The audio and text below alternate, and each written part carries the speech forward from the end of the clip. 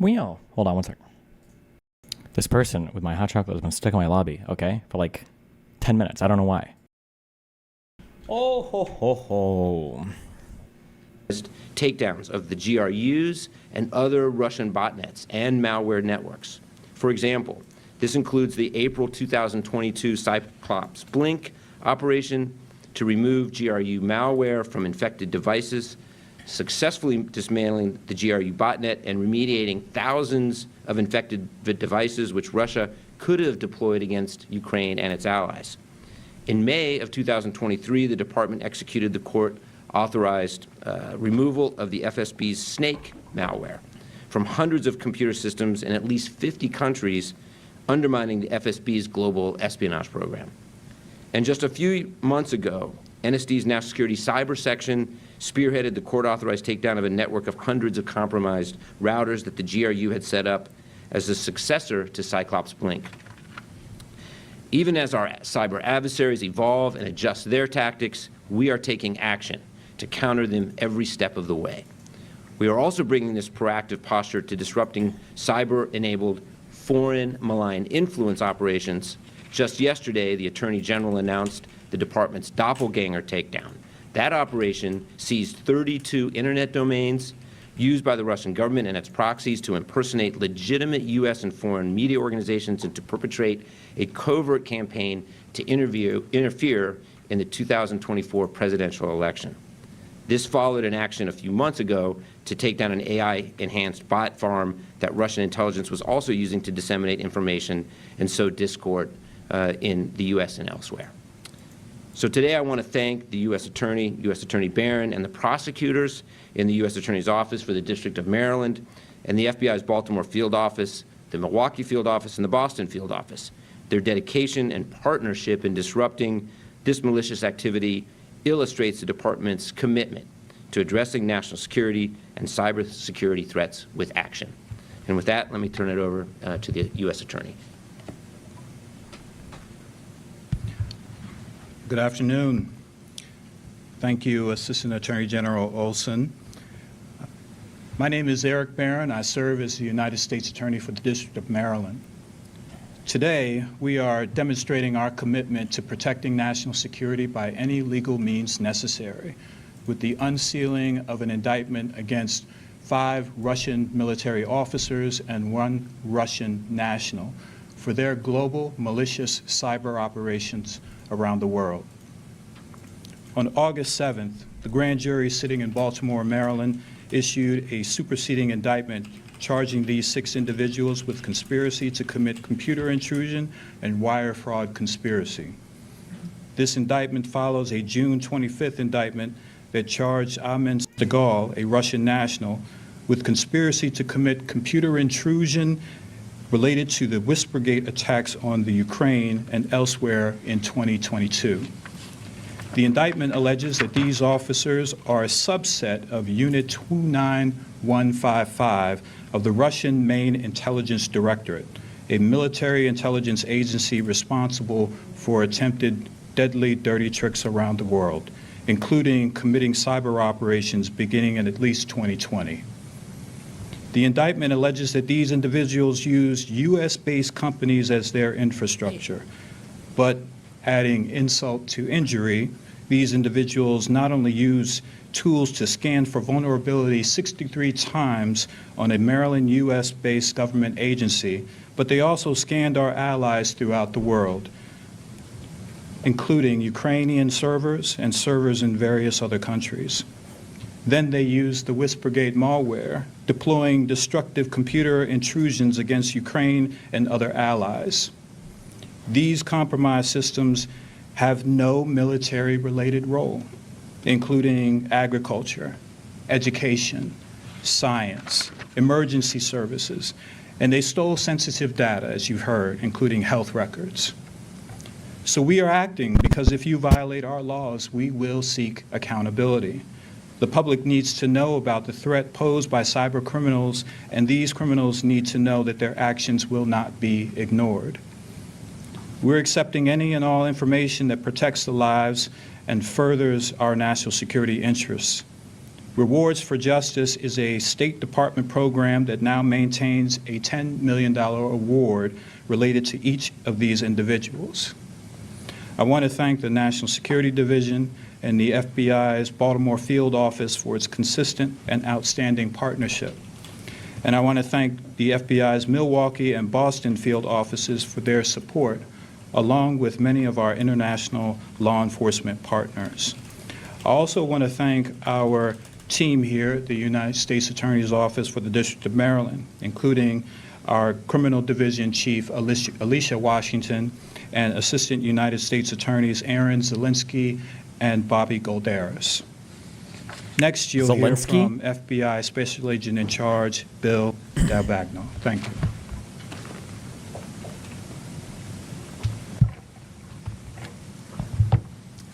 Good afternoon. Thank you, U.S. Attorney Barron, for hosting us today. We thank you and Assistant Attorney General Olson for the collaboration, expertise, and hard work that brought us here. I'm Bill D'Abagno. I'm the Special Agent in charge of the FBI's Baltimore Field Office.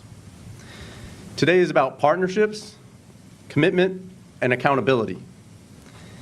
We are here, yes, to announce this indictment, but we're also equally here to highlight the international coordination and robust partnerships with our allies around the world. This type of cyber warfare will not be tolerated. The scope of Russia's crimes cannot be ignored. Ukraine, the United States, and 26 NATO countries were all targeted by this group of Russian military. We are aligned in our unified response, and we will collectively defend against Russia's aggressive and illegal actions. The FBI and our partners call this investigation Operation Toy Soldier. Through strokes on a keyboard, these criminals crossed over borders into countries, hunting to find weaknesses and seeking to harm. The Whispergate malware attack in January of 2022 could be considered the first shot of the war. The cyber criminals sent a message with their malware, telling Ukrainians to, quote, "Be afraid and expect the worst." A month later, Russia physically invaded the country. These 6 criminals aimed to cripple Ukraine's government and critical infrastructure by targeting their finances, agriculture, emergency services, healthcare, and schools. These same criminals are accused of repeatedly targeting U.S. computer networks, including a government agency here in Maryland, scanning it more than 60 times for vulnerabilities. They committed fraud in the U.S. by illegally accessing bank accounts and using U.S. company to carry out their criminal acts. The FBI, along with our law enforcement partners and allies, will relentlessly hunt down and counter these threats. We have worked closely to thwart additional targeting by this group. The 6 Russians in this indictment are not advanced cyber masterminds, but are adept at exploiting vulnerabilities that countries and companies can guard against with simple steps. In conjunction with this indictment, the FBI and more than a dozen government partners and countries are issuing a joint cybersecurity advisory. It details exactly how these malicious cyber criminals carried out this attack and what can be done to prevent it. This indictment is the result of years of collaborating with our partners in dozens of different countries and law enforcement in Europe. We thank each of them for their diligence and dedication that led to today. As you've heard, there's a combined $60 million reward for information on these criminals' locations and their cyber crimes. Jesus. To the Russian criminals, the world is watching. You do not carry out misdeeds in the dark. We are united in identifying, prosecuting, and protecting against future crimes. Thank you. And I'll now open it up for questions And if you have questions that are directed to any one of us, please let us know. If you could just state your name and your outlet before you ask the question, that'd be great. Jessica Babb with Fox 45. I have 3 questions. The first one, you just said $60 million. Is it $10 million reward for each of them? That's correct, yes. Okay. Do you have any reason to believe that they are in the country or out of the country? Do you know where they could be? They're not believed to be in the country. There are steps that are going to be taken, though, in order to bring this indictment to fruition. And we will partner with Interpol in order to serve red notices and ensure that if they are in a location that can be affected, that we'll take those on. Do you have an idea which country they are in? These are Russian military, and I'll leave it, at that.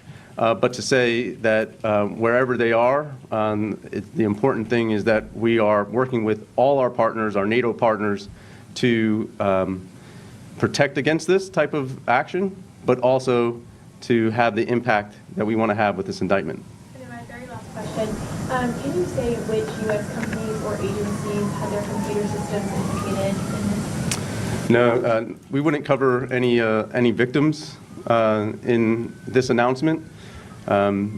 It's important that we, maintain their privacy in that. You said that, Phil Yakovlevsky from WBAL Radio. You said that the U.S. government agency located everyone, they tried to get through 63 times. Were they able to get any information, or was it stopped? Was that part of how you sort of figured out who these folks were? So, not necessarily getting into the investigative side, but scanning for vulnerabilities to try to identify ways to get into those companies or agencies is a manner in which overseas adversaries attempt to compromise the U.S. And what we do is we partner very closely with all our partner agencies and with all our partner countries in order to protect against those type of vulnerabilities. And in the Joint Cybersecurity Advisory, those steps are laid out as to how to best handle those type of vulnerabilities, but also the potential for those type of scannings as well. And you said that Ukrainians had their personal information taken or stolen. Do you have any reason to believe that Americans might be affected by this, the average citizen?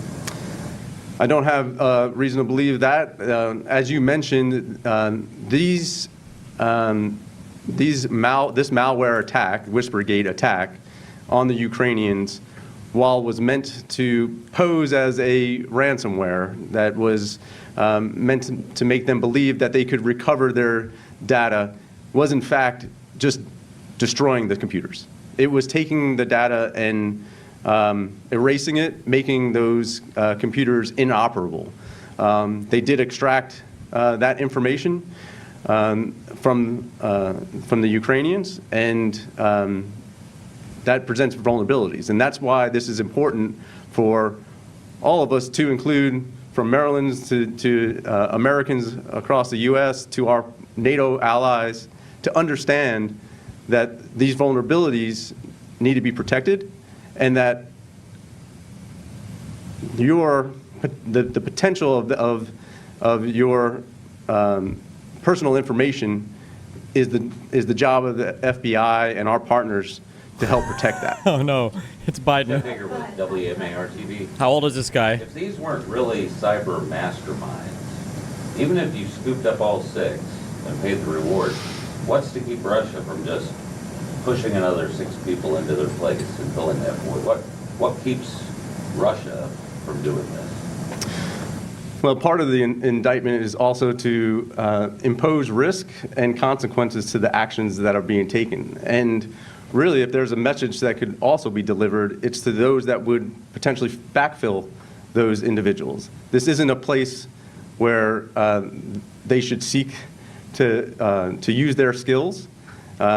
It's not a place that we want them to be employed, and they should consider elsewhere, because this indictment, while it goes to Interpol, as I mentioned, if nothing else, landlocks these individuals into Russia, where they may be, or has them looking over their shoulders at any. Does this guy think Russia's a landlocked country? What? Considering this as a future employment or ways to have their cyber skill set, perhaps it discourages them from doing that.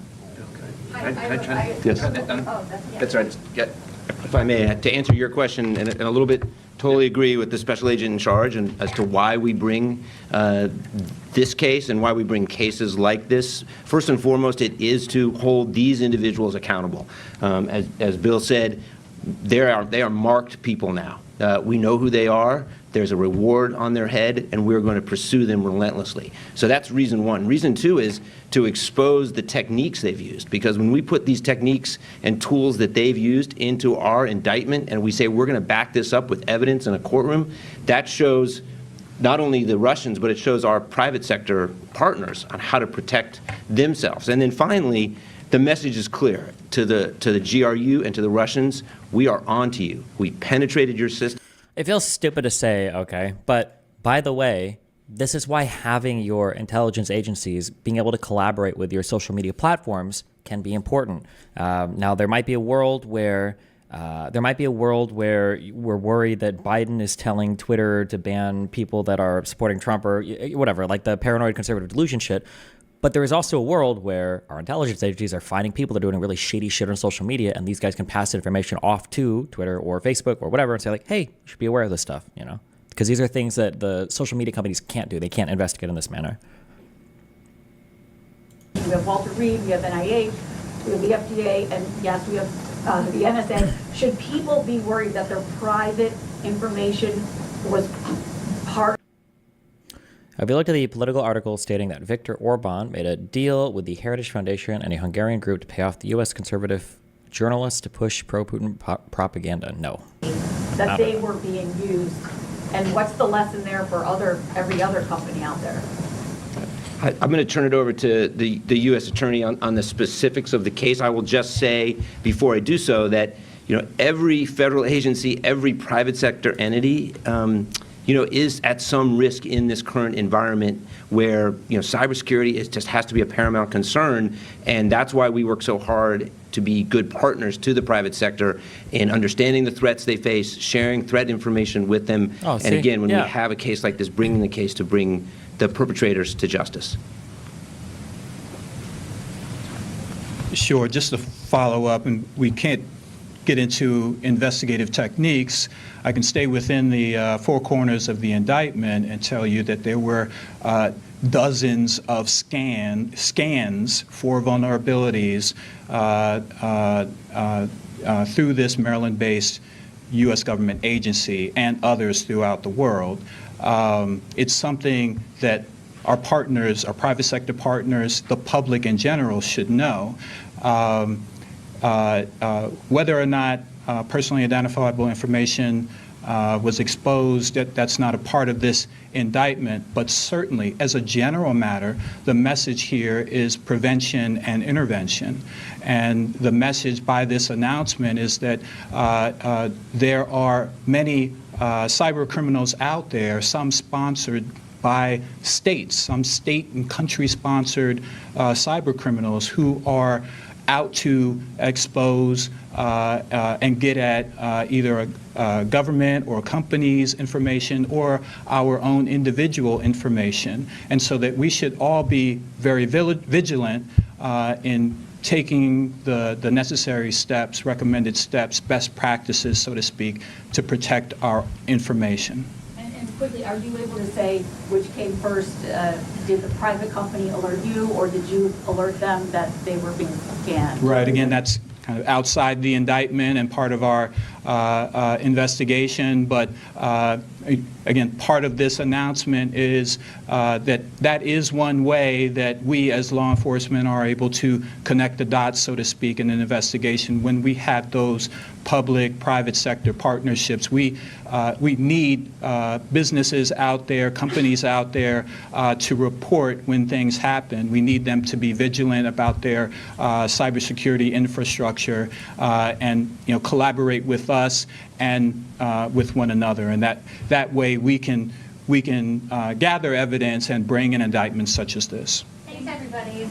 If you didn't get to ask a question, you can just direct them to me and Angie over there. Thank you. Thanks, everyone. Thank you.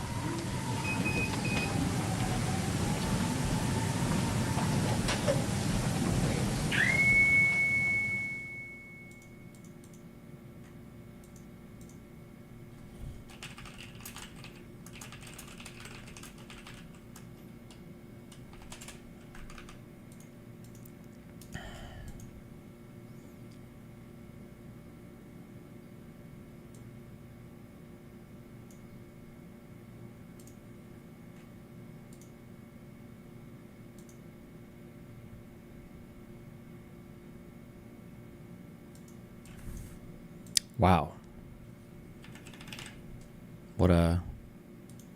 That's crazy, dude.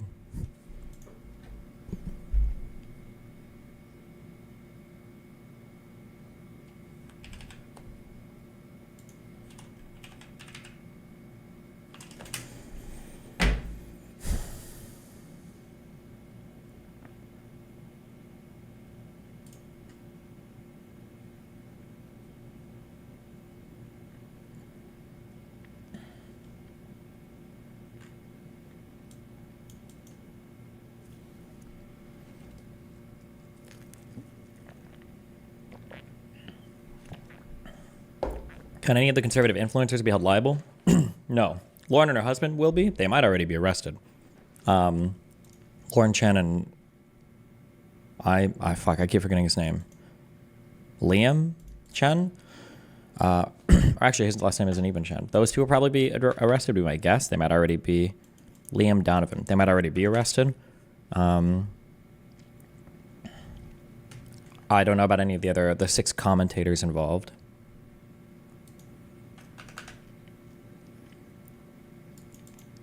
Isn't Ryan Macbeth saying otherwise? Saying otherwise for what? What was Lauren Chen's role? Money laundering. And not reporting to foreign agencies. These are illegal things. You have to report when you take foreign money.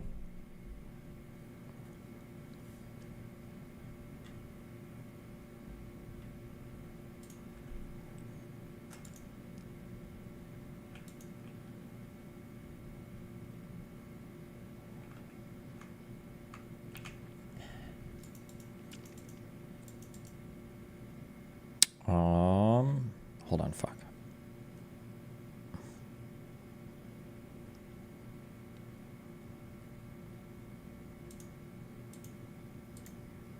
Isn't it foreign money over $10,000? My understanding is any foreign direction or foreign money. If you're getting paid to do like media or whatever, I think you always have to report that to the State Department.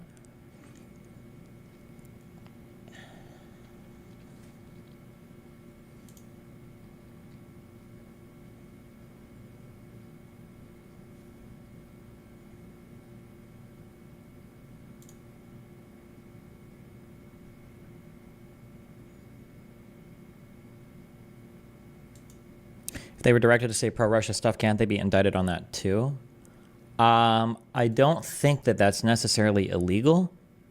If another country was to pay you to give pro-talking points for that country, I don't believe that's illegal, but you have to report it. You've got to report it to the State Department. Like if a Russian, like RT operated legally in the United States, we know that RT is a state-funded, state-directed foreign media that does Russian propaganda. But I'm pretty sure you're allowed to do that. It just has to be reported to the State Department. This is why it's so stupid when people keep bringing up AIPAC. Why? What about AIPAC? Why does AIPAC? What about AIPAC? Oh, so it's okay when Jews do it, but it's not okay when Russia does it? AIPAC is domestic. It's just a bunch of people in the United States that want to support Israel. There is no evidence, or at least none that's been posted, that they take foreign money or foreign direction from the country of Israel.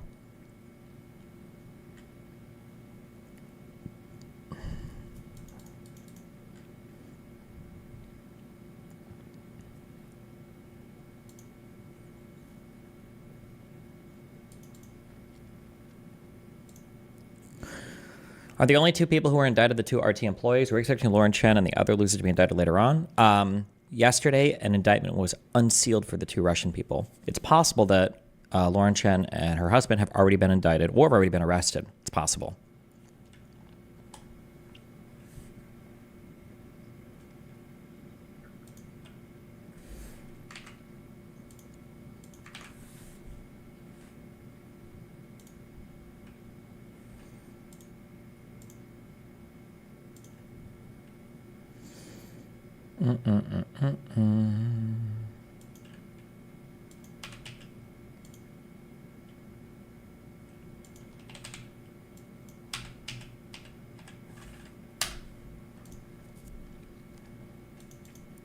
How bad is this for Lauren? I have no idea. I don't know what the sentencing guidelines are or how many different crimes are involved here, especially with the money laundering and stuff being involved. I have no idea.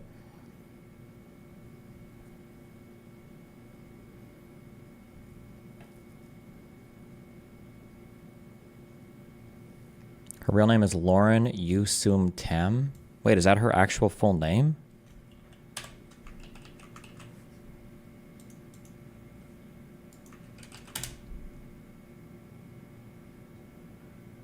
Oh, holy shit. No fucking shot.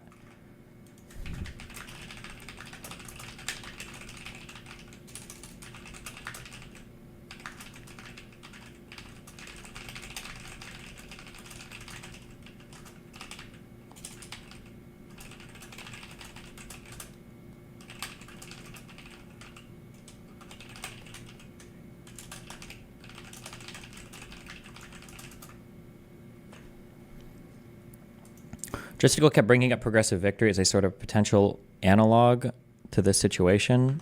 Can you give us any insight? If Progressive Victory is an analog, I'm going to kill myself because I literally did a fundraiser for them. It's supposed to go the other way around. What the fuck?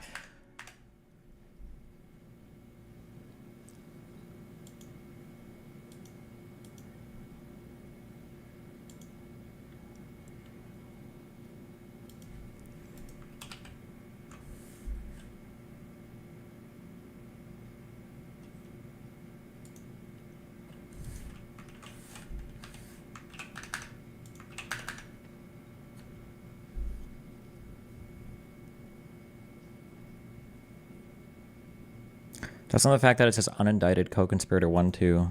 Wait, where does it say that? Wait, where do you see that? Are you just making shit up? Unindict. I don't think I saw that verbiage anywhere in here, or grammar or wordage.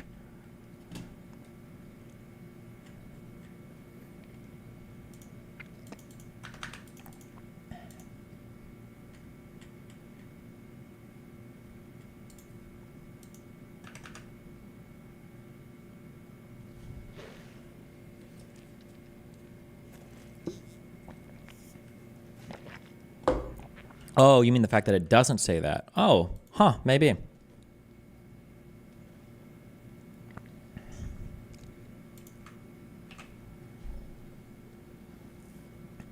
How do people figure out the names of the conspirators so quickly? You mean the commentators? Because Tenet, when they launched, only had 6 commentators, so it's just a matter of like, what do you call those logic games? The puzzle games? Like these things? Where it's like, John knows who Frank is, but doesn't go to work on Sundays. Like one of these things. You were basically just playing that kind of.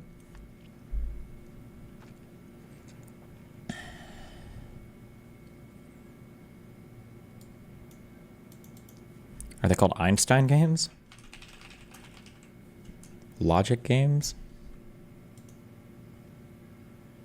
Oh yeah, Einstein games.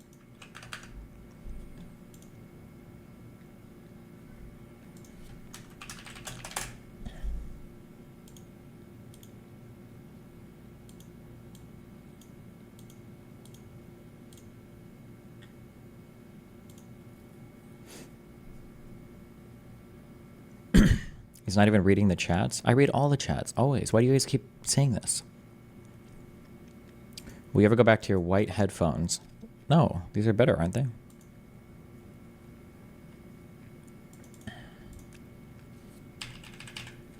You ever notice how some websites now make you two-factor authenticate in every single time you go in? It's actually really fucking annoying. There's like no way to...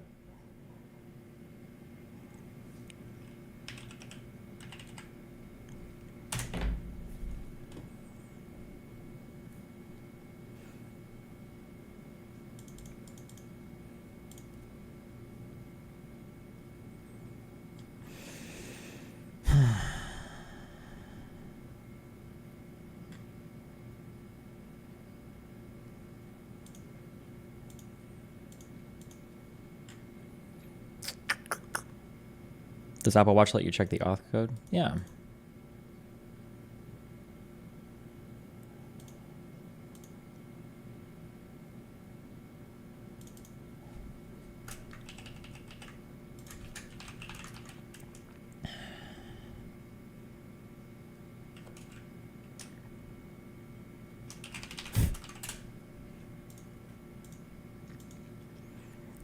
Do you think this will actually have an impact on Tim or Lauren Southern's careers?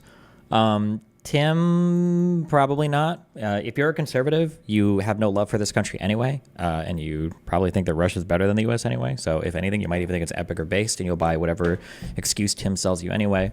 For Lauren, I'm not as sure. I don't know. I haven't watched any of the videos on her channel lately, so I don't know like what direction her content is aimed at.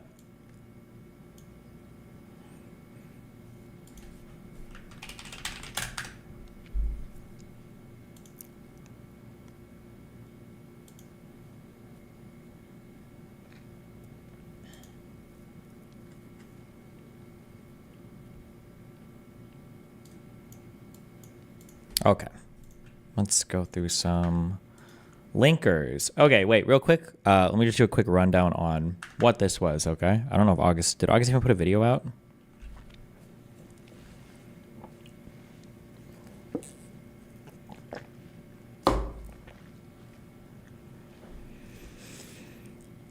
Okay, so basically,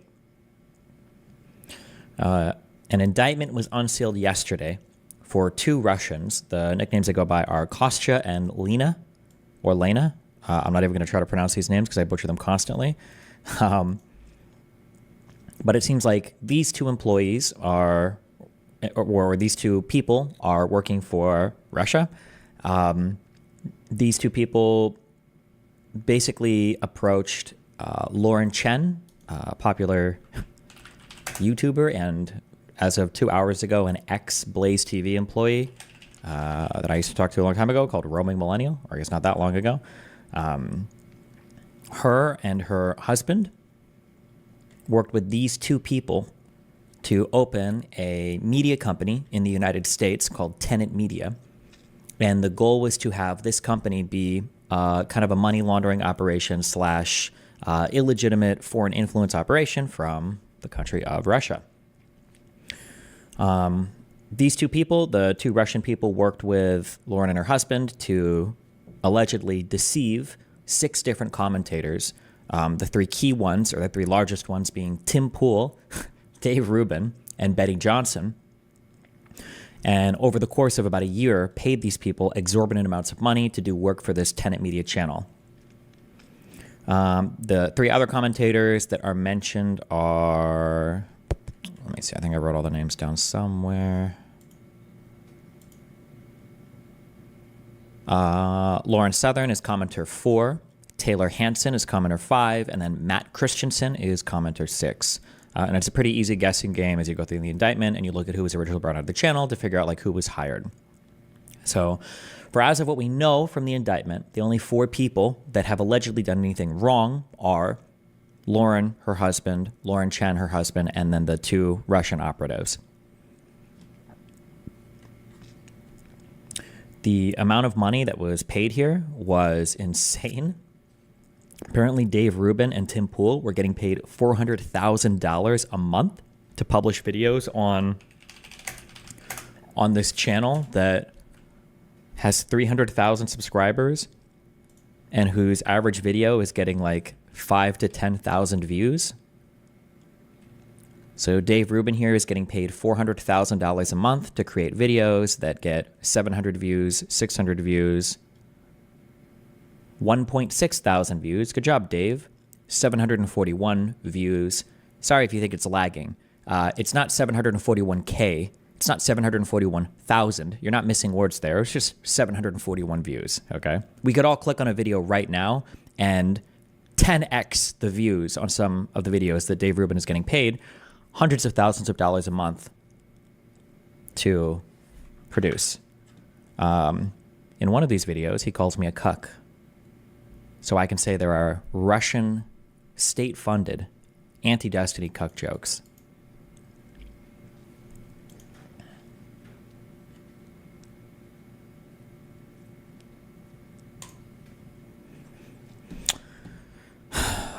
The indictments here only formally call out the two Russians. We don't know if anyone else is going to be indicted, although Founder 1 and Founder 2 refer to Lauren Chen and her husband. It doesn't say unindicted co-conspirator or unindicted anything. I don't know if that's significant or not, but I think there's a decent chance that they are probably also going to be indicted. The indictment already be done. It's just a sealed one. Maybe they've already been arrested, possibly, potentially, maybe. There's probably a good chance that they've already been arrested, maybe.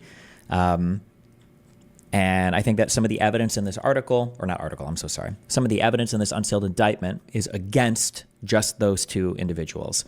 So you can tell that they were trying to establish in this indictment that the two founders knew for a fact that they were working for Russians. They were misrepresenting that to the commentators that they hired, and they were engaged in, I think it's considered money laundering, where basically money was flowing through other banks in ways that they knew was probably not legitimate. So, for instance, one of the wire transfers, contrary to U.S. Company 1, that's Tenet Media, contrary to Tenet Media's invoices, which reflect fees for staff and commentators, as well as Lauren Chen and Liam Donovan's commissions, husband and wife, the wire notes of many of Tenet Media's inbound wire transfers ascribe the payments to the purchase of electronics. For example, the wire note for Turkish Shell Entity 1's $318,800 wire payment to Tenet Media on March 1st, 2024 read, buying goods, inventory, 013 iPhone 15 Pro Max 512 gigabyte. So they were obviously engaged in, I don't know if this would be considered wire fraud, money laundering, or what, but yeah, in the course of about a year, there was about $10 million which flowed through to this Tenet Media company and to Lauren Chen's personal company. I think with her and her husband pocketing probably $760,000, I believe is what's alleged here. A little more than $760K, with the rest of the $9 million plus being paid out to the 6 commentators, with the majority of it going to Dave Rubin and Tim Pool, who together pocketed about as much as Hunter Biden made working for Burisma for 5 years. Just as a small point of comparison there. The only difference being that Hunter Biden has never had charges brought against him for any of his work with Burisma, and this money is absolutely flowing from a state-owned Russian entity. It's a pretty simple indictment, 32 pages, nothing too complicated or crazy is in here. I don't know if there's anything else to be said about this. Do Tim and Dave get to keep that money? I have no idea. I'm not sure. My guess would be yes. That would be my guess. My other guess would be that Lauren and her husband are probably either already arrested under sealed indictment or will be soon. And yeah, that's pretty easy. Pretty easy, yeah.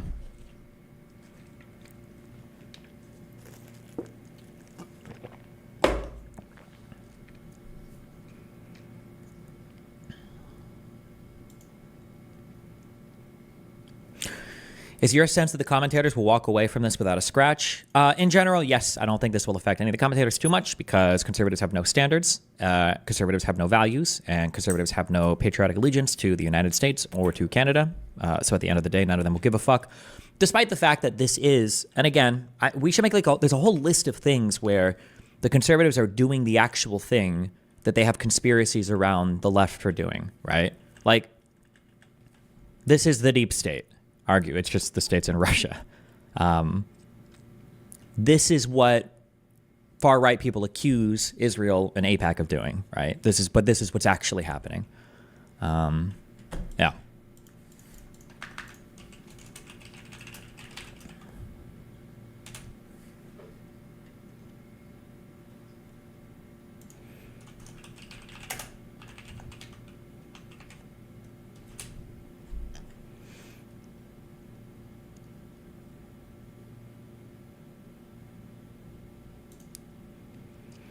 Why are conservatives always evil like this? Supporting a guy who tried to coup the government, being literal foreign agents for a fascist dictatorship.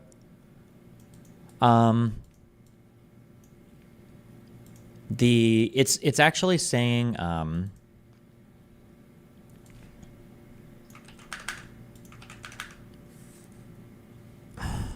on.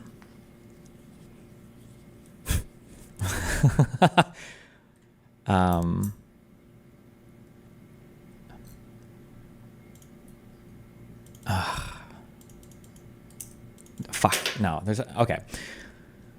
When you go to do, sorry, my brain is. When you go to do lobbying, it's the same thing as when you go to do propaganda. I've said this before. Somebody tried to point out yesterday that I was actually contradicting myself on these positions, and then when they brought it up, I realized, oh, actually, these positions are completely identical. So one of the things I said about lobbying was people accuse lobbyists of changing people's minds, and lobbying is a big deal. That's not really true. What lobbyists do is they find politicians that look like they're going to win, probably, generally, and who basically already agree with them. That's what a lobbyist does. A lobbyist doesn't find a politician, bribe them to change their mind. They find people that probably already agree with them, which is why lobbyists and politicians tend to agree with each other. It's because that's who the lobbyists go and find. A lobbyist would never go to somebody who is 180 opposed to them and try to bribe their way into having them flip their opinion entirely. This doesn't generally work that way. And with foreign propaganda, it's basically the same thing. You're finding people like Russia would never come to me and try to pay me off because it would take an ungodly amount of money, at least $50,000. I'm just kidding. It would take an ungodly amount of money, and even at that, there's no like guarantee that I wouldn't just report it to the State Department because fuck them, because I love my country. I don't like Russia. It would be too risky. It would be too stupid. It would be bad misallocation of funds. So when you're finding people to do this type of propaganda through, you're trying to find people who are already aligning with you like 50 to 90%, right? Depending on what subject you're trying to push. So if you're finding somebody who's already like 80% on your side, they don't really view it the same way that you view it, right? So I would view it as a betrayal for your country, but in their minds, like their country has already betrayed them, right? Like they're already thinking, Lauren Trump might already be thinking, well, Trudeau tried to lock our bank accounts and they're letting in all these Indians that are taking all of our houses and they're cucked out to foreign influence and Jews and everything anyway. So for them, like, okay, well, who cares if I accept Russian money? Like, it's just, it's the same thing as all these other fuckers are doing anyway, right? How many conservatives, again, do you see tweeting about AIPAC, when they're talking about this stuff? Like, it's at all comparable. It's not, by the way. Yeah, so for them, it's like, it's not really as egregious of an action.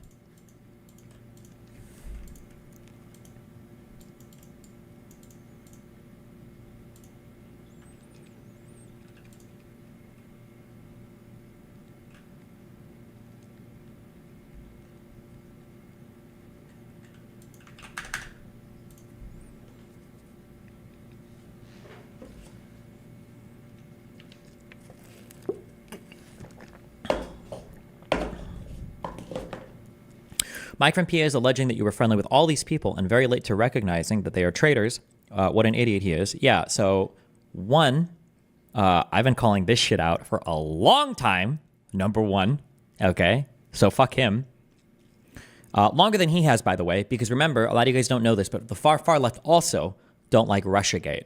And if you go back far enough, you can even see, now they don't do it as much after the Ukraine war, but if you go back far enough, you can find a lot of lefties will be hating these Russiagate talking points. They don't like those talking points. I'm pretty sure even people like Asana start saying like, oh yeah, the Dems focus too much on Russia and Russiagate when the United States is the real evil baddie. So yeah, so these guys don't like these talking points either. I've been calling this out for a long time, okay? In the spirit of creators disclosing their income sources for integrity, will you tell us how much you got paid to shill NFTs for however many months? I already went over this a million times, okay? It was a small sponsorship. It was like $5,000. I think that was all I got paid for it. I didn't tell you that you could get rich off of NFTs, though, and I didn't sell you an NFT project. Every time you guys bring that up, I'm tempted to scam you motherfuckers with NFTs just to show you what an NFT scam looks like, okay? I would cash out at least $500K if I was trying to legitimately scam the fuck out of you with NFTs, okay? It's a $5,000 sponsorship. Serious question. What would Lauren Southern have to do that's not directly affecting you for you to burn that bridge? I mean, I don't even know if we do much content. I'm not sure. Basically, it would have to be like backstabbing the fuck out of me. But I'm pretty sure most of me and Lauren's interactions publicly, obviously because privately we have to cooperate for like raising our daughter, but publicly most of our shit is arguing or disagreeing anyway.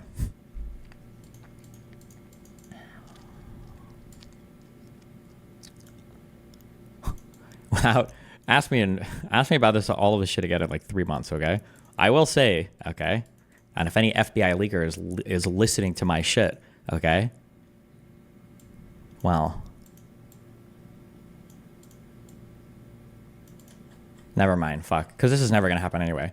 I will say, okay, for friends that I have, I've said this a million fucking times, okay, I will sell you out to the U.S. State Department so fucking fast if I think that you are an actual international informant, spy, whatever the fuck, working for any other ever government. I don't care how close you think we are. I don't care whatever. I will absolutely sell you the fuck out to my country. Okay, I have said that to everybody in my personal life. So listen, if they get fucked, it's on them. DBZ M1K3. Even if people like Tim Pool have been duped, how can they not question their own talking points if Russia is happy to keep them pushing these ideas? Surely it brings a lot of their views into question if they're aligning with Russia's motives. Man, what a waste of 100 euros to imply something so fucking retarded that Tim Pool or any of these people would have any ounce of honor, integrity, or like introspection, self-reflection. It'll never happen. Of course not. Why would they ever stop and think? Like, isn't it kind of weird that somebody thought my talking points were so convenient to them that they would pay me $500,000 a year? It's so crazy that they would take that much money. Bro, I remember thinking for a few months into my Kick contract, I was like, God damn, this is a lot of money. Like, I remember being paranoid for a little bit. Like, am I going to get fucked on this some way? Like, I had to think through this for a while. I was like, is this possible? Like, is there something I'm missing here?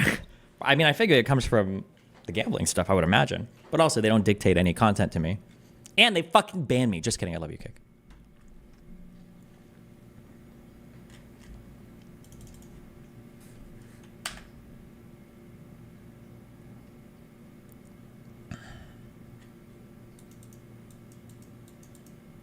When the videos are getting literally 1,000 views, how the fuck do you not ask where the money is coming from? Yeah, it's actually so wacky and wild. How can you not when you're getting paid that much money? That's crazy.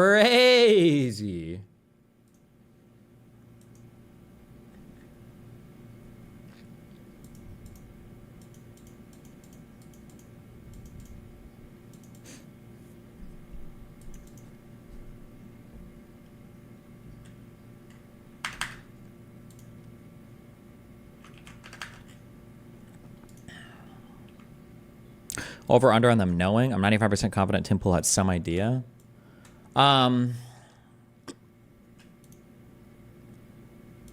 them like knowing that something sketchy was happening, 99.9%. But like on them knowing it was like Russia and taking content direction, probably not. I don't know, bro. I don't know anything anymore. Never mind. I don't know anything anymore. Because I would say that these guys probably, I'd say you'd be smarter than that, but I don't know anymore. Why? These guys are so bad at everything. If you were going to, I don't even want to say anything. No, because other people who just watch movies would know this. If you were going to approach two foreign nationals to do propaganda like this, the Russians should have approached them either in person or on some encrypted communication network, or they should have approached them on some open network and then shifted the conversation over to encryption networks. And then on those encryption networks, they should have been speaking about how to do this operation where Lauren and her husband wouldn't have been directly implicated. It would have been a conversation where we say like, hey, listen, we want you guys to work for RT. We want you to do X, Y, and Z. We're going to approach you with these people that look legit. Just don't ask too many questions, and then we're going to get you on our payroll. You'd never be able to prove that in criminal court, right? They could just act stupid and clueless the entire fucking time. All of the money could flow through in the exact same way. They could even give bullshit-ass explanations. I've gotten bullshit explanations for wire transfers before, where people, I think when I did stuff for ACR, for gambling, like casino websites, they say, oh, sometimes when it comes through, it's got like a weird note on it for like transfers that are like, oh, okay, I guess it's probably true. Because when I used to play on, I think Poker Stars, I think some of the wire transfers sometimes would be unlabeled or to be labeled weird so that your bank doesn't flag it. Like, they could have set this up in a way where Lauren Chen and her husband would have been easily, in my opinion, beyond reproach, right? They would have been like, oh shit, I didn't know, I was fooled the entire time. But they didn't. They had blatant conversations on fucking Discord. On Discord. At least on Telegram, you can at least, like, be stupid and think it was encrypted, but it's Discord. It's Discord. It's Discord. What are you doing? Like, how are you so stupid? How are you so stupid? Like, did you have to use the emojis that bad?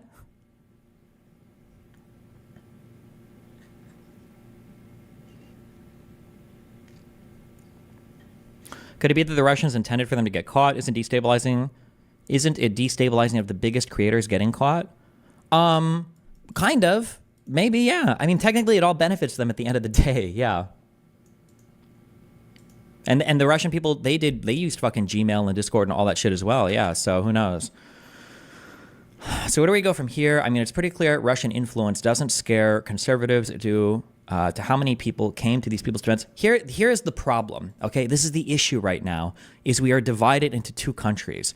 That culture and conflict in the Middle East book lives in my head rent-free. There's a saying that Arabs used to have or still have, and it's such a good saying because it explains like Islam and jihad and Middle Eastern culture for Arabs. And it's me against my brother and I against my cousin, and my cousin and I against the world. It implicates the concept of what was the name for this? Of matched. There was a name for this: matched aggression. Balanced opposition, I think is what the author calls it, right? And the thing is and we feel this in a meme way, but I don't think we feel this in a true way anymore, right? When you bully the fuck out of your brother or sister, you bully the fuck out of your brother and sister because they're your brother or sister. You bully the fuck out of them. Yeah, you know, why not? Maybe even you and a sibling bully your brother or sister, okay? But if somebody else comes from the outside to bully your sibling, you're gonna whip that motherfucker's ass, okay? This is your sibling. You can bully them. It's your family, okay? 1-to-1. But an outside person coming in and doing that is absolutely not okay. And it's supposed to be the same way with countries as well, right? This relative structure should ripple out to everything, to where in the United States should be able to go at each other's throats from Democrats to Republicans as hard as we want. But if there's an external enemy involved, it should be no doubt that we would be unified in opposition to that enemy. There'd be no doubt. But because conservatives have somehow weaponized or leveraged this concept of, you know, the Democratic communists and these Russian investigations are just political, partisan hackery, Russiagate, right? Well, now the foreign enemy is implicating the domestic enemy, and now the division is different.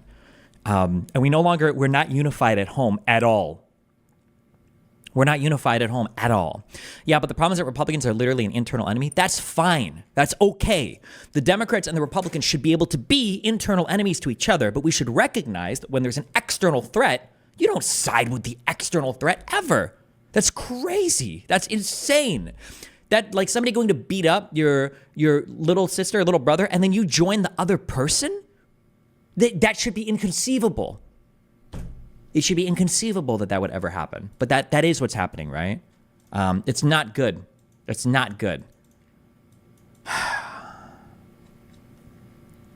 My dad, who's from Baghdad, told me about that Arabic saying, but you forgot. It's me against my brother first, then my brother and I against my cousin. Isn't that what I just said?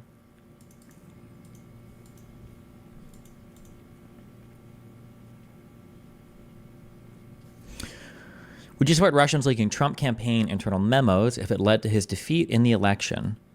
Like, in this specific instance, I would say yes, because they've already like solicited the help from foreigners and because of the situations involving like Russia and all of that. But in principle, like in a general sense, no, one-sided leaks are not good, especially from foreign enemies. Absolutely not. Right? If it was like a Democrat versus a Republican and China or Iran or somebody were to leak bad information about the Republican side so the Democrats win, no, you should never, ever, ever want that. You should never want that, ever. That's not good.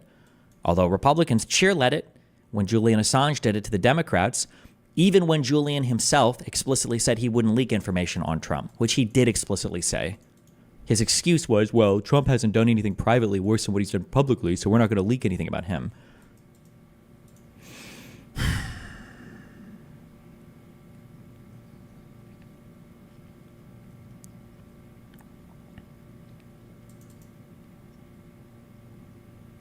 America needs a common enemy, but that's impossible because we have too many cultures and migrants. We will hate each other more. 9/11 fixed some things. I have never in my life been, and maybe this might only apply to America because of as much as it triggers, white nationalists and shit, I'm sorry. But the fact that America is a nation of immigrants without like a united common ethnic background, maybe we just do integration or diversity, maybe we do it better. But there has never been a threat to democracy in this country that's been worse than racist white people. I mean, I'm sorry. The Civil War was like far-right white people, right? Everything that's happening today, okay, with the support of Trump and basically fascism, right, is far-right racist white people. Like, I'm sorry, I don't know what to say. Like, I haven't seen the Mexican fucking uprising. All right, I haven't seen it yet. I haven't seen the crazy Muslim uprising that was supposed to come after fucking 9/11. Those guys were foreigners. They weren't Americans. All right, there's something amazing about our country, and that's that we're able to take people from different backgrounds and integrate them really well, better than Europe. I can stand in front of a Muslim in this country and say fuck Muhammad.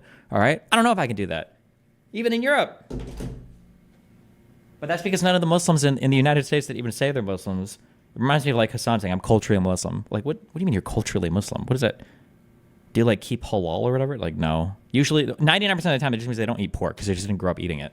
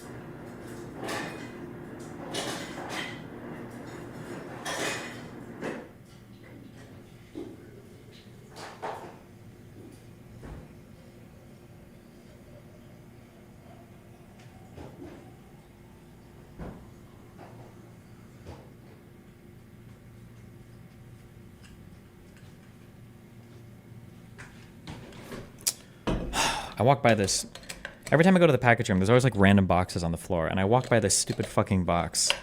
And I remember thinking 2 nights ago, I was like, damn, I wonder if one of my things are going to be on the floor these days. And then I came upstairs and I checked my deliveries, and it was my thing. I looked at the box that was my thing, and I didn't get it. And then I went down yesterday after, and it was gone. And now I'm worried somebody stole it.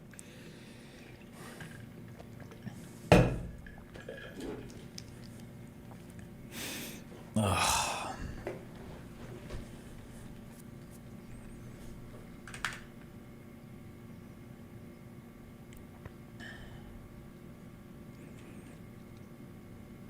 I bought it was like a bench shoe rack thing. I have so many shoes now.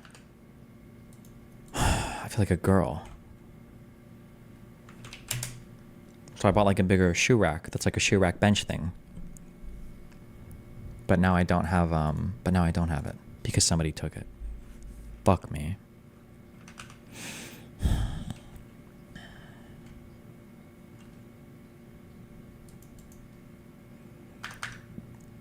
Your apartment complex doesn't have those mailboxes you get a code to open. They do. It just has sometimes boxes just get put outside for some reason. I don't know. I know you joked about it earlier, but are you actually concerned about future targeted attacks on you from Russia? Like in real life? No. Russia, I think, only kills its own citizens, right?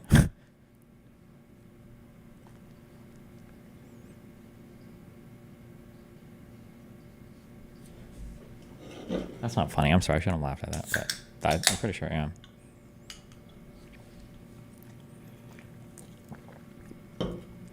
Can you paint me a picture of how the U.S. gets back on a united against outsiders track? I need a little hopium.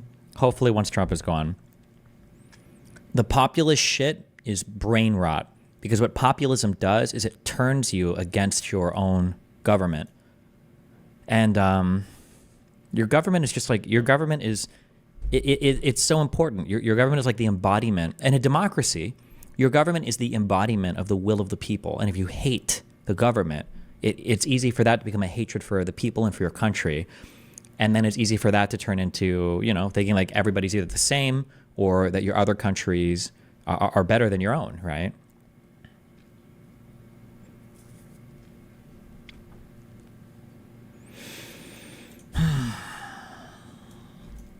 It's not good.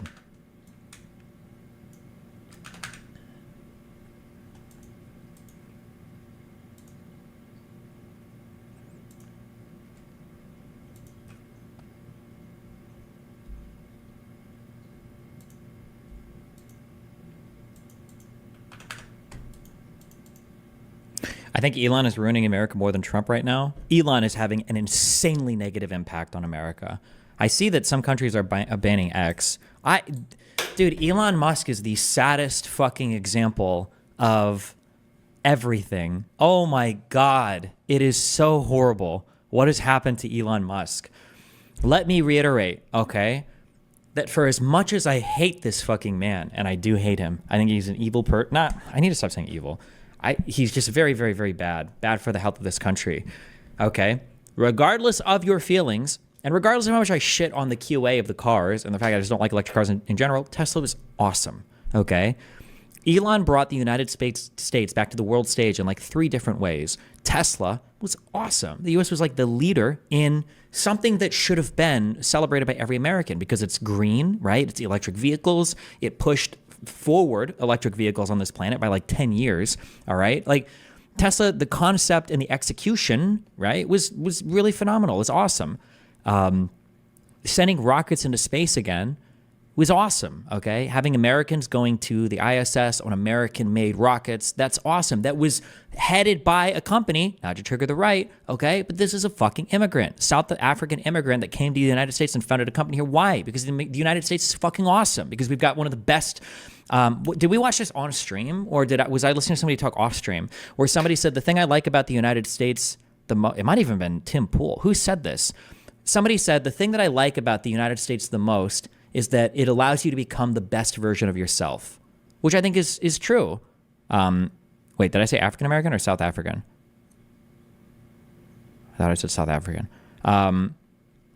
Okay, sorry. I see people say African American. But yeah, like all of that is so cool. But then what he's done with the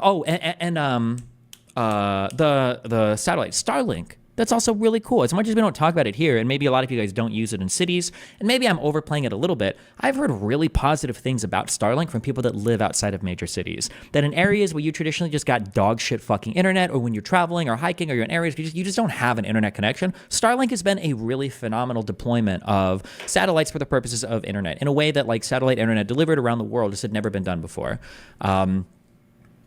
So to be involved in like all of that, and then like X, it's so horrible because his behavior on X is everything that conservatives accused Democrats of doing. He's insanely hyper-partisan.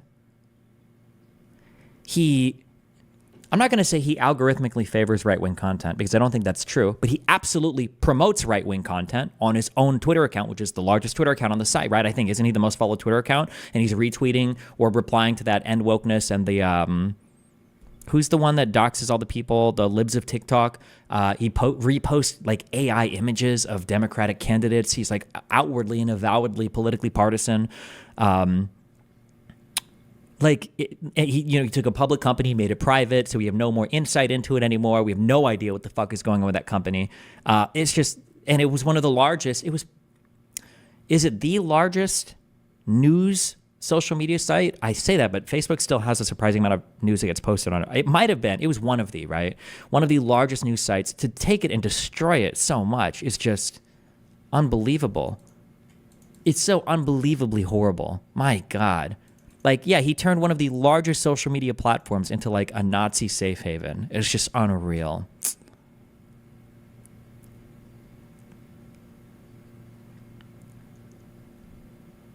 Is he even an American citizen? I have no idea, actually. Is Elon Musk an American citizen? Do you think you'll move away from Twitter after the election? I should be. I've just been lazy. Not lazy. I just have a lot of shit going on. Yes, he is a U.S. citizen.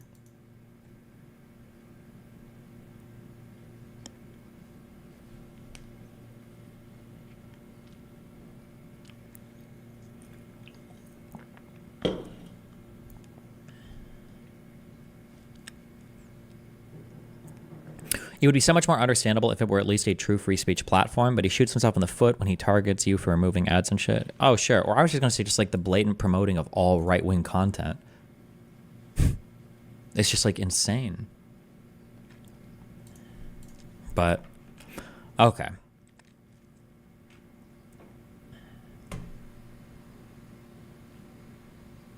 You talked to Lawrence Southern since the indictment has been unsealed? Ask me in 3 months, okay. Okay, I opened a lot of links. Let's go through and let's see what's been going on the internet today. Why don't you talk about Nick Fuentes' connection to Tenet Media, or is he blacklisted on your stream? I don't know. I don't think he had a strong connection ever. I know that they went out and they filmed his AFPAC thing or whatever, or his APAC thing. No, AFPAC, sorry. But but I don't know any. I don't think Nick Fuentes is. I don't think he would be wanting anything to do with Russia, because he's not like a guy that talks about like fucking multipolarity or whatever, or any weird like pro-Russian talking points generally, right? Actually, isn't Fuentes the one who, I think I stole this talking point from him. I don't know if I played the clip on stream, but isn't Fuentes the one where there's the clip of him saying like, yeah, people they hate Christianity because it's weak and gay, and they love or they hate the West, but they like Russia because it's like strong and based, and Islam. I think I might have actually ripped that quote from him. Yeah, I don't think he would be like a pro-Russian guy. I don't think. I think that Fuentes is like a fascist and fascistic. The Christian nationalism movement is a fascistic movement, and the idea of a fascist turning to a foreign enemy for help, that's really weird. That would be really stupid, right? I don't know. In before Hitler used, like, I don't know.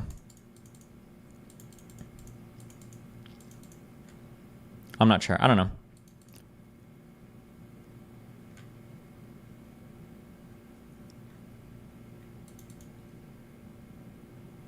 Didn't you literally have a Russian-Ukraine debate with him?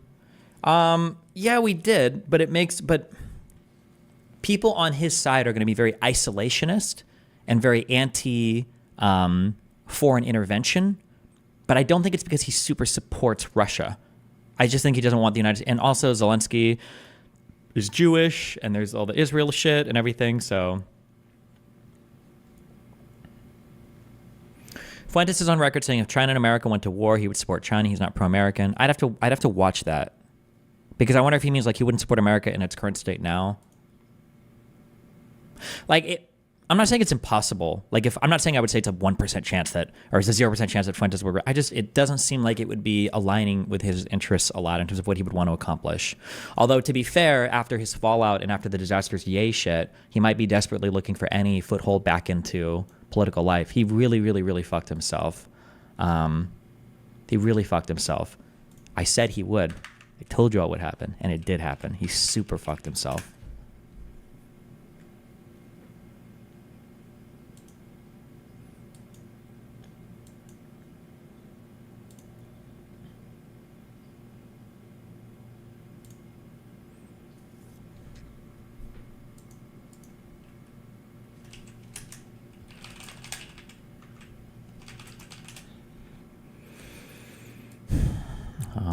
Hold on 1 second. Boom, boom. Name a prediction you got wrong. I don't know. I get predictions wrong all the time. When I predicted that your mom wouldn't scream. I'm just kidding. I'm sorry. That was fucked.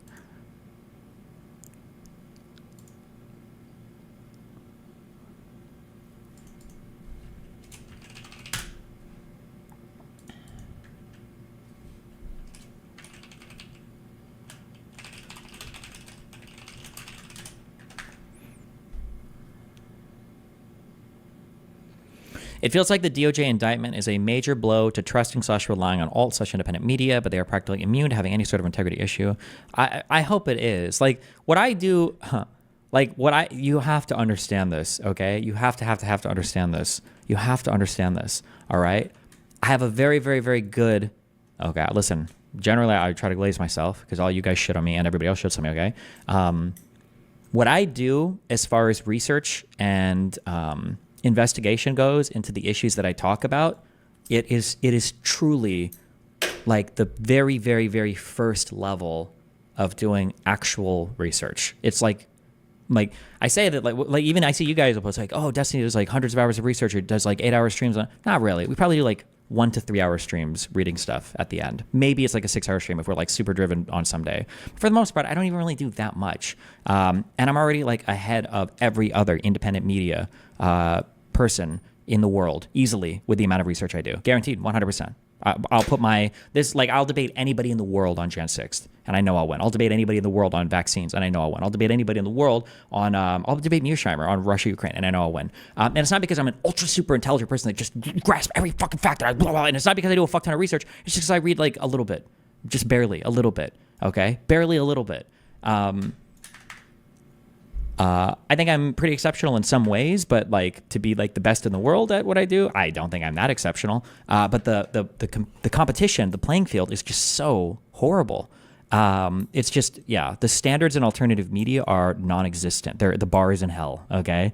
The standards are non-existent here. And I hope that one day, it becomes a norm that you expect people to at least publish notes or have, I don't want to say have sources because I don't believe anybody. When somebody cites a book, I don't believe it ever. I don't think they've ever read that book. I don't believe that people read books when they cite them, even when they quote them. I just don't believe it. I don't know if that means alternative media people should be forced to publish book reports every month, or if they should have some kind of note or just a stream where they're reading through an article or something. It's ridiculous. Like Matt Walsh not knowing, Matt Walsh thinking after doing a whole documentary on trans people, thinking that 3 million people, that 3 million kids have been going through like hormone blockers. Like the issue isn't that he misremembered a fact or he didn't know a thing. It's that it's an impossible amount of negligence to have gotten through an entire documentary and to have not known anything about. That's impossible. So yeah, I don't know. It's just the standards here are non-existent. It's insane. It's insane.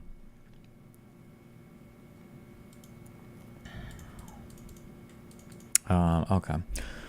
Oh, so Tim is trying to post his way through it, which he'll probably be able to do because, again, conservatives have no standards, remember.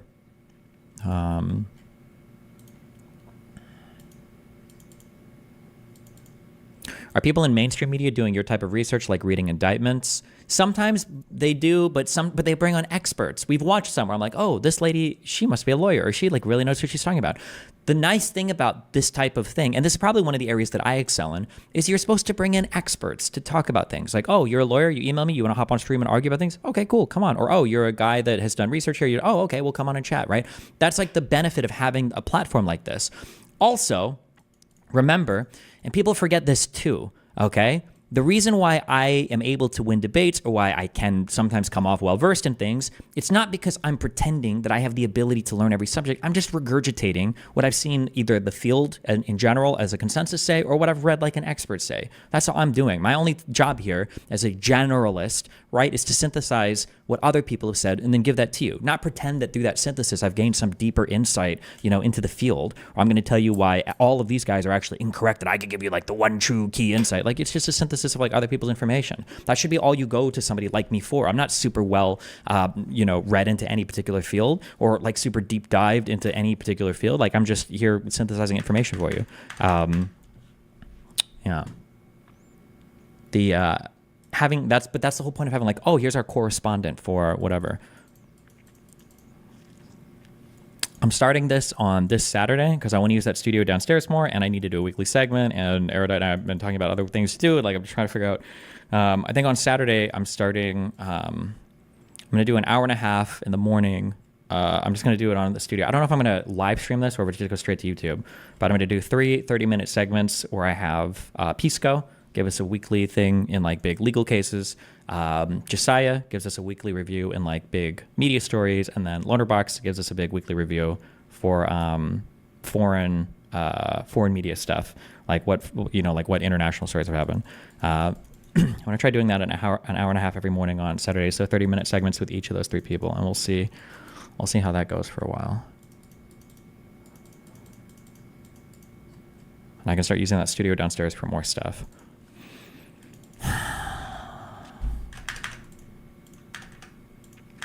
No econ stuff.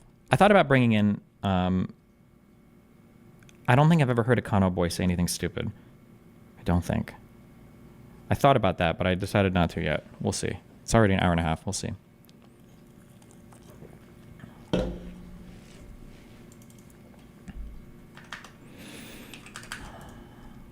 Okay. Anyway, sorry. I need to work through these links. So we have Tim Pool. Upon reflection, I now understand that Ukraine is our greatest ally. As the breadbasket of Europe and a peace-loving people, we cannot allow the fascist Russians to continue their crimes against humanity. We must redouble our efforts, provide an additional $200 billion at once. Absolutely epic.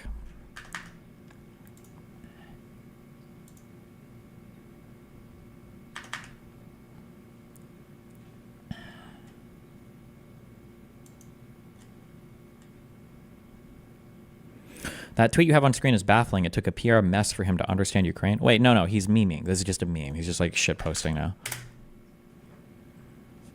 What specific legislation will you commit to make childcare affordable?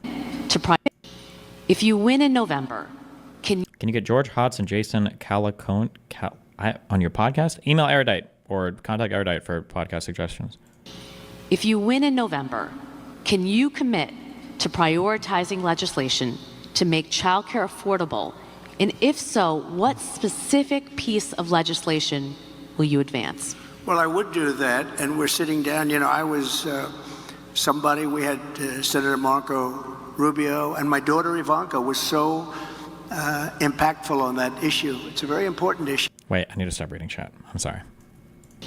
If you win in November, can you commit to prioritizing legislation to make childcare affordable? And if so, what specific piece of legislation will you advance? Well, I would do that, and we're... Oh, she even asked the question. Specific piece of legislation. He doesn't know a single bill ever. 100% he will not reference any specific legislation and probably not even a specific policy. He might speak about a policy broadly, but not specifically. But let's see. Trump fields question is an economics club of New York. Why the fuck would he come here? Okay, well, hold on. Maybe he did prepare something. Let's see. We're sitting down. I was somebody, we had Senator Marco Rubio, and my daughter Ivanka was so impactful on that issue. It's a very important issue. But I think when you talk about the kind of numbers that I'm talking about, that, because look, childcare is childcare. There's something, you have to have it. In this country, you have to have it. But when you talk about those numbers compared to the kind of numbers that I'm talking about by taxing foreign nations at levels that they're not used to, but they'll get used to it very quickly. And it's not going to stop them from... I'm so sorry. It should be a mass walkout. If you go, Economics Club of New York, oh, this isn't a school, right? For Donald Trump to describe a tariff as a tax on other nations, you should just walk out. You should just be done. Like, okay, oh, he's a fucking retard. Oh, okay, gotcha. He's an idiot. Okay. From doing business with us, but they'll have a very substantial tax when they send product into our country. Those numbers are so much bigger than any numbers that we're talking about, including childcare, that it's going to take care. We're going to have, I look forward to having no deficits within a fairly short period of time, coupled with the reductions that I told you about on waste and fraud and all of the other things that are going on in our country, because I have to stay with childcare. I want to stay with childcare, but those numbers are small relative to the kind of economic numbers that I'm talking about, including growth, but growth also headed up by what the plan is that I just told you about. We're going to be taking in trillions of dollars, and as much as child care is talked about as being expensive, it's relatively speaking not very expensive compared to the kind of numbers we'll be taking in. We're going to make this into... What does that even mean? You're going to be, the taxes that you're going to make on the sales tax, you shouldn't call it a tariff. You should just call it an import sales tax. That's what you should call it. So his import sales tax is going to raise enough money to fund childcare for everybody? Or what are you going to do, a national childcare program funded by the import sales tax that you want to implement, or? Is talked about as being expensive. It's relatively speaking not very expensive compared to the kind of numbers we'll be taking in. We're going to make this into an incredible country that can afford to take care of its people, and then we'll worry about the rest of the world. Let's help other people. But we're going to take care of our country first. This is about America first. It's about make America great again. We have to do it because right now we're a failing nation. So we'll take care of it. Thank you. Very good question. Thank you. Okay. Okay.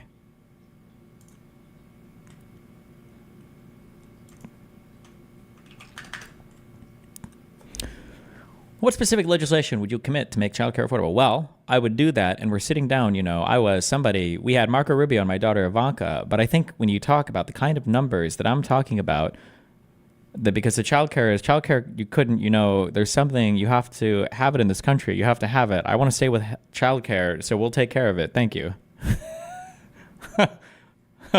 Based.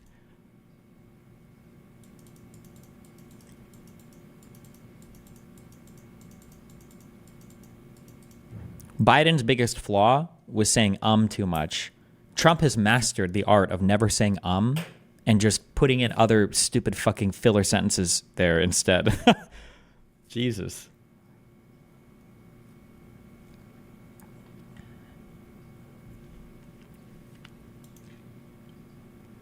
After all the January 6th research, which branch of government do you think you have the greatest and least knowledge of? I don't know, man. You can know so much about all the forms of government. I would say that, I feel like I have a more decent understanding of the composition of the executive and the composition of the judicial branch and, their jobs. I feel like the thing that would be more interesting to know about is all the stuff that goes on inside the legislature. So, for instance, when you talk about, committees and subcommittees and caucuses, I'd like to know more about how all of that works. I don't have a great understanding of how do you form, when you have the Senate Judiciary Committee, who decides who goes on that committee? How many committees can a person be on? Who even creates a committee? Is a committee created by that just branch of the Congress? Does the House decide which committees exist or not? How do they get powers? Yeah, I just have no idea. That'd be more interesting to learn about. So I probably know the least about the legislature and the most about the other two. But I mean, even at that, I say, I know the most about the other two. My understanding is not deep and intricate.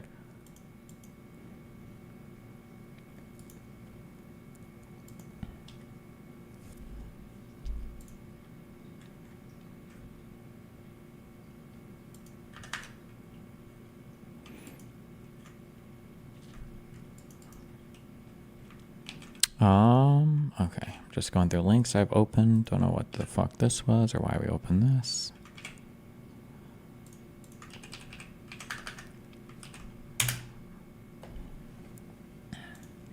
Police chief says Colorado apartment not being the Venezuelan gang shit. Oh, we'll read some of this, I guess, because some people are saying this is like getting popular, but it's like completely fake. I have no clue.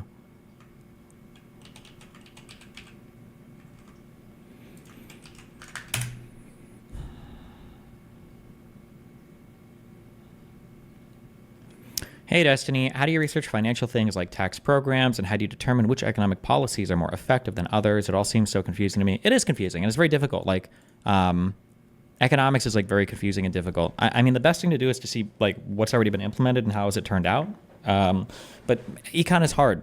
The real problem with econ, the reason why it's so confusing and complicated I don't even want to say for a layman, but the problem is that there's so much stuff that's like normatively loaded.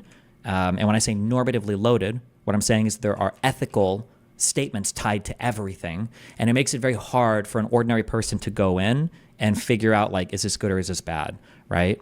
So, like, for instance, if you think of minimum wage as being good or bad, you're already really mind-fucked on how to figure out whether it's a policy we should have or shouldn't have, right? Well, minimum wage is good because the minimum wage is, like, morally good. But then, like, so should it be higher or lower? Well, why would you make something that's good lower? It should probably be the highest it can be. But why would you ever want to have a limit on a thing that's good?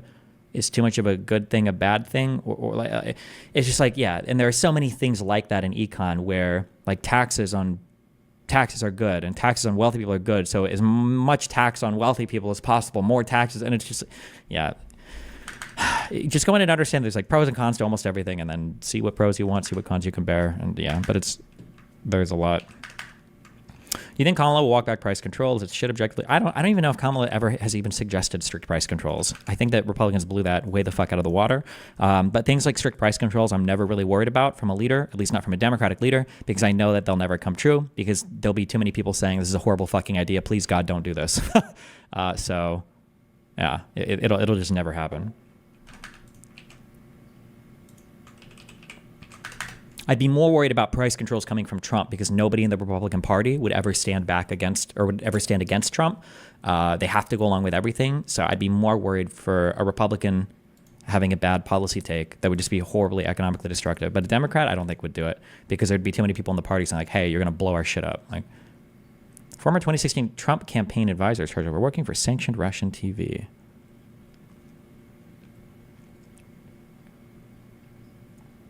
Dmitry Simes and his wife received over $1 million in a personal car and driver in exchange for work they did for Russia's Channel 1 since June 2022. Oh, they're in Russia now. Violating sanctions. Based. God, those Mueller indictments are going to be wild.